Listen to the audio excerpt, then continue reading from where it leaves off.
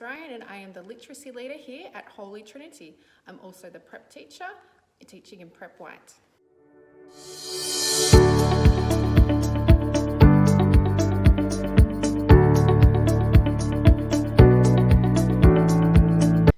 I believe that students are motivated by learning and achievement. I love using all types of methods that show how far a student has come and highlight their personal growth. As a visual learner myself, I love using any visual representation, including graphs, colour charts, sort of anything that shows where that growth has come from. It's not about getting to the end, it's not about the end point, but it is about how far you've come and your personal growth. I believe that students are engaged when tasks are specialised and specific to their specific learning needs, and they have clear expectations of what success looks like. That can be using rubrics or models, anything like that that shows them what a clear example of what success will be. I use goal setting, self-reflection, and feedback to keep students engaged. And we love to celebrate successes. Kids feel proud when they're successful. They should feel proud when they're successful, and we need to celebrate that. And it doesn't matter how big or small their success is, all achievement is celebrated strongly.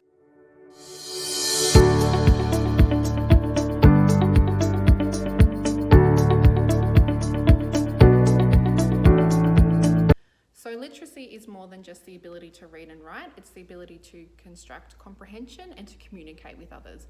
As the literacy leader, it would be my role to understand and be really up to date with best teaching practices that are evidence-based and backed by research. It's the literacy leader's role to enhance the classroom teacher's impact. You would collaborate with teachers and use student data to get the best outcomes for each child using those evidence-based practices.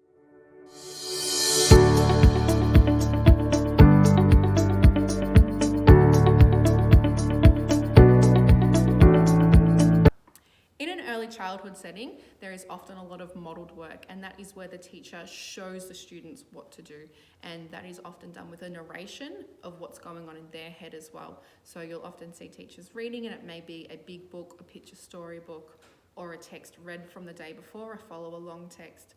Or it could be while they're writing, spelling as well, making some word choices where they narrate the thought processes that they go through, the strategies that they are using, and their thinking as a reader and their thinking as a writer, so that the students know what type of thinking to do when they come to that same activity. You will always see lots of sharing, so groups of students huddling around a teacher, and depending on where that child is at or those children are at in their learning, the teacher will be performing different tasks. So for a child who's learning to read and learning to write, the teacher doing that harder part for them and the students doing what is easy for them to help them build the confidence that they really are a reader and they really are a writer. And as they develop more and know more about reading and writing, the teacher takes on that role of doing the easy part for them and then really engaging in the discussion and dialogue about strategies and thinking when it comes for the students to do that harder part. You will also see lots of singing, lots of dancing, lots of wordplay. So really having fun with words, understanding word parts, how words rhyme, how they fit together, what they mean, and that will be often done. Lots of dancing. Songs are a really, really great way for students to learn poems, rhymes, chants and prayers. You will see a lot of that happening in an early childhood classroom, and they are the building blocks to early reading and writing.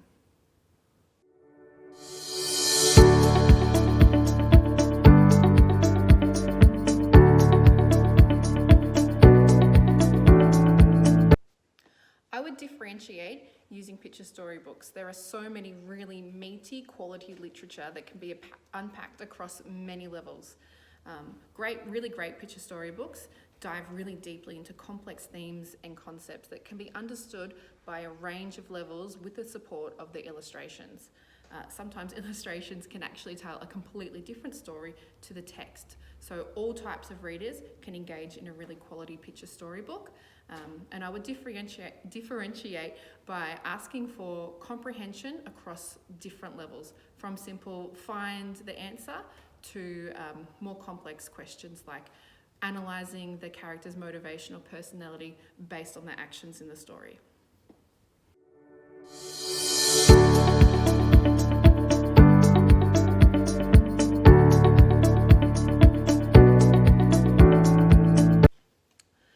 that's really a two-part question.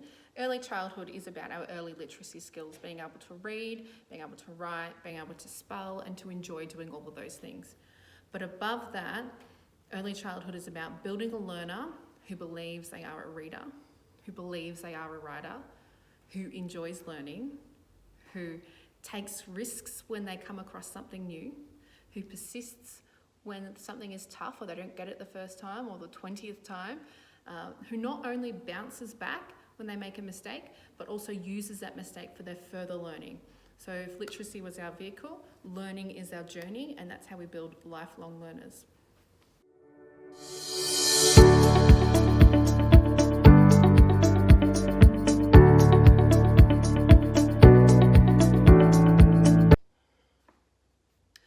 Oh, that's a tough question because I am a bit of a purist when it comes to literacy and books and reading. So if you can have the physical form in front of you, you can hold the book, you can write the pencil. I do believe that that is the best practice. However, I know that that's not always a possibility. So any technology that engages students and allows them to become a better reader and become a better writer, to engage in the reading process, is always great. So that might be having videos of authors reading stories to them. It might be access to computer programs that allow for typing skills. It could be songs and games around graphs and digraphs and spelling. So I wouldn't pick any specific technology. I think books are the great technology, but if there is something else that is really motivating and engaging and in helping a learner to read or write, then that is all fine by me.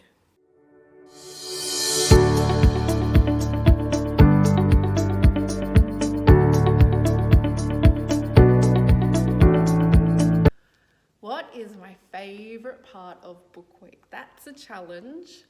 I may have to give you my top three. I think I really love just the engagement it brings and the joy it brings to storytelling. Sometimes in schools and in homes we can get really caught up in reading words and getting through levels and have you done your reader kind of language, but Book Week and the celebration around Book Week just brings back that spark and joy to reading and really demonstrates that love for reading. So I really love that side of it, and I love how it gets the whole community involved. I've never been to a Book Week parade where there hasn't been at least one little brother or sister also dressed up and one parent or grandparent also dressed up as well. So I love that it spans across the ages, and you know, even the big highest, the grade sixes aren't too cool to join in. So I love that side of it too. And I really love how it shows children bringing their favourite books and sharing them with us. Shows their different sides of the personality that you may not see in the classroom. We have our own ranges of stories, but when they bring their own ones in, their old favourites, you can really see what motivates and what drives them, and a bit more about their passions, which I always love finding out more about my students.